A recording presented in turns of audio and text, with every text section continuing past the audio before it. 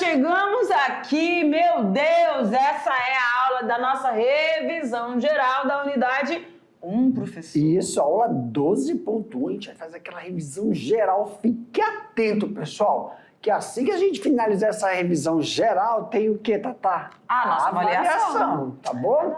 Então vamos lá? Bora! Antes, até na revisão, a gente vai pegar e mandar um abraço pra quem? Galera, olha lá a turminha que tá aqui com a gente hoje. A turma da professora Patrícia Assunção. Lá da escola 23 de março, em Cujubim. Galera bonita, meu Deus. Eu fiquei... Cadê a professora? Cadê a professora? Olha! Tá ali a professora de azul e preto, muito bonita. Galera, sejam todos muito bem-vindos a essa aula, todos charmosos e prestando atenção agora que essa aula é dedicada a vocês e, obviamente, a todos, porque todos vão fazer a avaliação já. Verdade! Então, um abraço grande, gente. Vamos lá, começando aqui, então, na unidade 1, nós falamos sobre os biomas da Amazônia, sistemas agroflorestais, classificação dos sistemas agroflorestais, planejamento dos SAFs, local de implantação desses SAFs e componentes dos SAFs. Deste conteúdo, gente, vocês estão vendo que não tem todos aqui. Destes conteúdos Só aí, da fizemos uma prévia seleção para inserirmos na aula, mas é isso aqui, tá bom? Então vamos lá. Olha, na avaliação. Então, o que nós vimos na aula 2.1, falamos sobre os biomas amazônicos, falamos sobre o bioma da Amazônia e as características do bioma amazônico. E quando a gente faz esse tipo de levantamento, a gente compreende uma visão macro para depois ir para a visão micro, dentro da especificidade de cada um. É isso, e aí a gente mostrou a extensão desse bioma, né? Muito extenso, muito... com uma grande diversidade de fauna, de flora, e devido à localização no globo terrestre, né? A gente tem esses benefícios aí na nossa região. A gente falou também que as áreas geográficas aí, nós temos muitas planícies, nós temos planaltos, e todas essa conjunção geológica faz com que você tenha espécies com características muito específicas dentro do nosso bioma, tá bom? O que vai dar uma amplitude aí para essa diversidade. Tudo bem, galera? Tudo. Falamos... Maior de todos os biomas brasileiros e engloba a maior bacia hidrográfica do world, que é o mundo, além de ocupar um grande território. Destaca-se pelo número de espécies, equivalente à metade de todas as espécies do planeta, aproximadamente, pessoal. No Brasil, segundo a Sociedade Brasileira de Mastologia, compete aos Ornitologia, mamíferos. Isso, herpetologia e ictiologia, existem aí, aproximadamente 775 mamíferos. Só um instantinho. Mastologia, 775 mamíferos, que é a área que trabalha com os mamíferos. A ornitologia, 1971 aves. A herpetologia, que vai alcançar aqui os répteis e os anfíbios. E a ictiologia, os peixes, né? 3.885, isso com a revisão aí da lista atualizada de 2022 desses animais, tá bom? Tá bom. Pode ir passando. Na aula 3.1, falamos sobre os sistemas agroflorestais. Aí colocamos o conceito, o que são, né? O que é um SAFs? Qual o objetivo dos SAFs? Aonde são aplicados os SAFs? E também os benefícios dos SAFs. Então vamos lá? Chamado com a abreviação SAF, Sistemas Agroflorestais, é uma forma de uso da terra no qual a gente vai resgatar essa forma ancestral, né, de cultivo, de plantio, combinando espécies arbóreas, lenhosas, como frutíferas ou madeireiras, com os cultivos agrícolas e ou animais. Objetivando, então, os sistemas produtivos ecológicos mais sustentáveis, com o quê? Menor uso de insumos externos. E também o SAFs, ele tem seu objetivo de diminuir os riscos de mercado para o agricultor por meio de quê? Da maior variedade. A oferta de produto dentro dos SAFs é grande. Mas a gente deve lembrar que aí, em comparação ao ambiente natural, a gente tem que ter aí pelo menos umas 20 espécies dentro dessa área de sistemas SAFs, tá bom? Tá bom. De espécies animais com valor econômico e de fácil comercialização. E aí, onde são aplicados? Então, eles podem ser aplicados em área para restaurar florestas, ou recuperar áreas degradadas, ou desenvolvimento de uma nova cultura. Só que, professor, quando a gente fala sobre isso, que nova cultura é essa? É uma cultura, por exemplo, você tem os SAFs, você vai lá na florestinha, conversa com o indivíduo que é inato de lá, que vive lá e vê qual é daqueles vegetais que você pode potencializar, aí transformar isso em uma nova cultura. Por exemplo, não, é uma árvore que pode ter, não é fruto, não é coisa, mas ela pode ter um princípio ativo. Verdade. Entendeu? Então você vai potencializar e transformar isso em uma nova cultura. Só que aí lembra que nós falamos sobre isso? É toda uma adaptação. Cultivar, ele tem exigências. Essas árvores nativas não têm exigências. Então você tem que fazer esse tipo de adaptação para poder potencializar esse produto, potencial produto. Perfeitamente, professor. Aí quais são os benefícios? A utilização desses SAFs vai se justificar pela necessidade de você associar tanto a produção agropecuária com os serviços ambientais que são prestados por essas espécies que também estão ali inseridas. Tais como o que, professora? Sequestros de carbono, aumento do estoque e a qualidade da água, conservação do solo, diminuição do processo de erosão e também o aumento da biodiversidade desses sistemas produtivos. Ok? Ok. Aula 4, nós falamos sobre a classificação deles. Ou seja, esses sistemas eles vão entrar dentro de perfis, dentro de aspectos, que são os ecológicos, os econômicos e os funcionais. Ou seja, eles atendem nesses três quesitos, tá bom? Então, em relação a isso... Aspectos ecológicos. Como é que são eles? São as classificações que a gente deve considerar a localização geográfica, a situação topográfica e a complexidade biológica. Quando a gente fala da complexidade biológica, tem que lembrar que não é só a questão do vegetal, da flora, mas também não é só a questão da fauna, dos animais. Entre eles, os animais entre os animais, os vegetais entre os vegetais, mas a interação entre os animais e esses vegetais, bem como a interação dos micro-organismos que estão naquele solo. Essa é a complexidade biológica. Verdade. Aí quando a gente fala dessa localização geográfica, situação topográfica, professor, é porque dependendo do SAF que vai ser implantado, que a gente viu isso nas outras aulas, vai ver, né?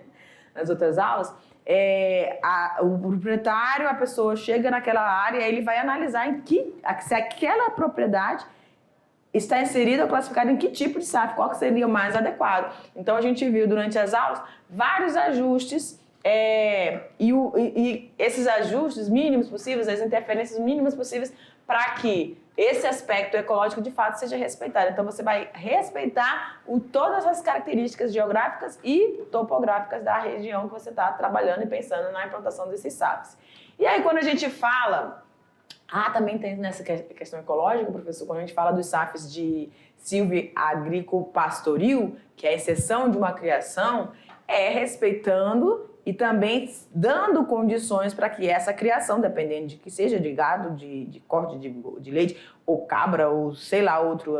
Galinha ecológica, avestruz, né? Sei lá, o animal que fosse inserido... Por exemplo, vamos lá fazer essa ressalva. Nós vimos nas aulas que nos rankings de pastagem de gado pode ser para pastagem de structures. Quando a gente estruticultura. Quando a gente estava dando as aulas de estruticultura, a gente falou que era muito semelhante, Pode fazer sim, área de pasto, área de pastagem.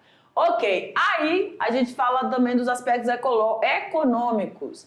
Que são os SAFs que podem ser definidos como comerciais, de subsistência ou intermediário. O que é isso, pessoal? Subsistência é para atividade de agricultura familiar, somente para a família. Mas também, o que é esse intermediário? Se a família consegue ter a autossustentação, com toda a autossustentação, só que aí ela pode comercializar uma porcentagem daquilo, mas para rentabilizar um outro produto. Exemplo, explorar uma avicultura, desenvolver uma avicultura, expandir algo daquela região deles. Não assim para não ver aquela forma de... Entendeu? É só para melhorias lá dentro. Então essa venda, ela vem para melhoria. Por exemplo, nesse SAF ele pode utilizar a apicultura e os produtos originados a partir dele, os subprodutos podem ser comercializados, mesmo que não seja aquele comercializado, mas essa comercialização... Isso no intermediário, tô falando. É do intermediário. Que alcança os dois, né? Mas é para desenvolver algo, claro, porque o sustento, que eu falo assim, de sustento de roupa, comida não tem, porque eles são autossustentados. Então o sustento de roupa vem de outra para melhorar a estrutura. Isso é um SAF, porque se não for assim, não deixa de ser um SAF. Certo. Aí já é o tradicional. Em relação aos aspectos funcionais, os SAFs podem ser de produção ou de proteção. Em relação aos SAFs de produção, a gente vai ter aquilo que vai ter a função de produzir alimentos ou de fibras para atender ao quê? Ao consumo daquele grupo familiar, inserido naquele local, naquela propriedade, ou às vezes atendendo também uma comunidade maior, né? E os SAFs de proteção? São aqueles que têm como função principal a proteção dos elementos naturais, como os mananciais, por exemplo. Aqui, pessoal. Dá um exemplo aí, professor. Você tem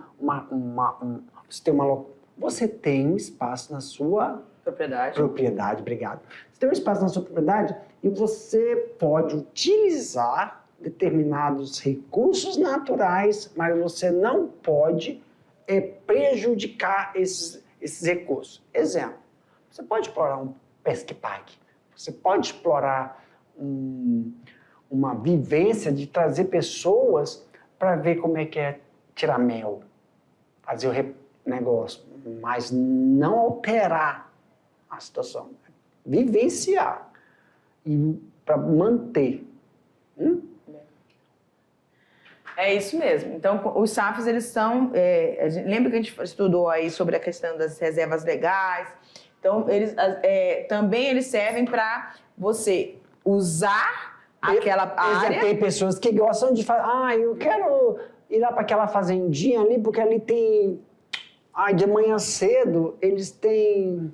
Fazer trilha. Como é que é? Fazer trilha. Trilha ecológica. Trilha ecológica. Vou lá, tomo meu cafezinho, passo o final de semana, mas vou fazer uma trilha ecológica e vivenciar, observar animais, observar... É isso. Isso é um SAF proteção. Certo. Não estamos falando da área que você não mexe e nem entra. Áreas restritas, não. Isso, estamos falando de SAFs.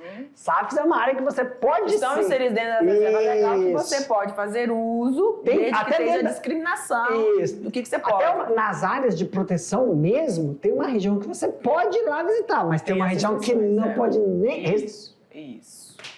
Aí não é SAF. Preservação. Isso, aí não... conservação? Isso. Seguindo. Vai dar aula na cabeça do estudante. Isso. Aula 7, nós falamos sobre o planejamento. Óbvio, a palavra que nós amamos aqui. Planejamento.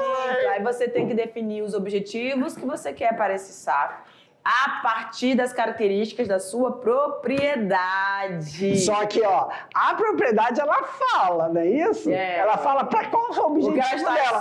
Só que ela tem que ter o quê, Tabita? Tá dentro daquela legislação. Exatamente. Ela está inserida num bioma e esse bioma tem um regimento ambiental. Tem órgãos governamentais ambientais que vão descrever, porque existe uma lei, a Lei 12.251, que é a Lei Florestal, que está descrevendo, essa área sua está dentro dessa reserva aqui, que você só pode fazer uso disso, dessa porcentagem, e assim e assado, tá?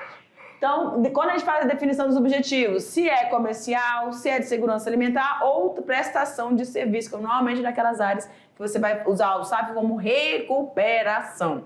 Aí a gente viu as características da propriedade. Ok. Aí vocês viram as características da propriedade. Conhecer o ambiente... Ah, é muito legal isso aqui, né? Conhecer o ambiente interno e o ambiente externo da sua propriedade.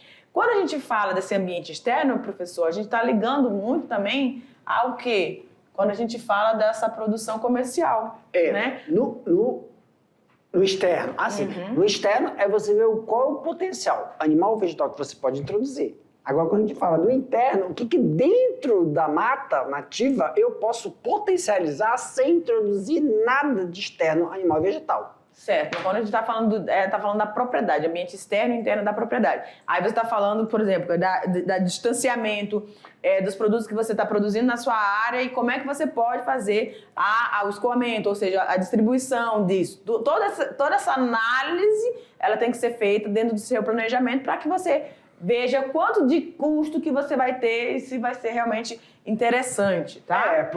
Por exemplo, né? Se eu vou explorar madeira, se eu não tenho uma logística para madeira, é uma coisa que vai me gerar mais custo do que investimento. E aí, será que tá, né? Será que é o momento? Será que é possível? Será que eu vou manter a longo tempo? Perfeito. Né? Aula 8, nós falamos sobre o local de implantação dos SAFs. Então, em relação às diferentes áreas, que você tem aí todas as questões que a gente falou lá, geológicas, hidrológicas, relevo, tudo isso entra quando você vai pensar em implantar dentro de uma determinada... Isso aqui é uma aula mais específica, foi uma aula mais específica, né, professor? Perfeito. E dentro disso a gente falou do quê? Selecionar o local. O produtor deve basear-se no CAR, que é esse cadastro ambiental rural, já realizado na sua propriedade. Por quê? Porque lá você vai descrever toda a estrutura que foi feita no levantamento do seu SAF. É lá que quando você vai fazer um projeto para você ter financiamento, você tem que ter caracterização do que vai ser, do que tem, do que vai ser alterado e do que vai ser potencializado. Tem que estar tudo discriminado. Claro que nessas áreas tem as questões de reserva, que depende do tipo de sistema de implantação. Tem que estar onde? De acordo com o CONAMA, da normativa... É normativa? 369? Resolução CONAMA 369. Isso. Tem que estar de acordo. Por isso que a gente sabe assim, o que entrou naquele SAF, vou fazer uma comparação. Na criação tradicional, eu sei, o pessoal, para vender um produto, tipo a carne, já sabe se a lote daquela carne foi vacinado, da onde veio, para onde foi. Por exemplo, a Tabita vendeu 50 cabeças de gado, porque essa daí, meus queridos, se engane não. Ela vendeu 50 cabeças de gado, mas as 50 cabeças de gado não era dela não. Ela comprou do Silvio. Então ela comprou quando era novilha, ela comprou para fazer extensão, para fazer o quê? Só engorda e vendeu. Então todo esse histórico de saída e retirada da entrada de animal, Tabita, tem que estar nesse card aí para depois tentar a regulação do econômico, tá? Não sei se você precisa de um fazendeiro, mas que as cabeças de gato tem que ter. Aí você faz. Aí tipo, agora vamos trazer para o que seria o SAF em relação a esse sistema de implantação. Para você falar que você conseguiu tirar tanto óleo mineral da floresta, vamos supor, babaçu, de onde vem esse babaçu? É nativo? Ou você trouxe de fora? Quantidade de plantas. Quanto uma planta... Isso é muito interessante. Vou fazer quanto de introdução de babaçu você colocou? Se nesse SAF, tu fez todo o card dele falando, ali vai ser para extração de óleo de babaçu. Aí só que o levantamento do card falou assim, ei, peraí, quando tu entrou aqui não tinha babaçu. Então você introduziu essa espécie, de onde ela veio?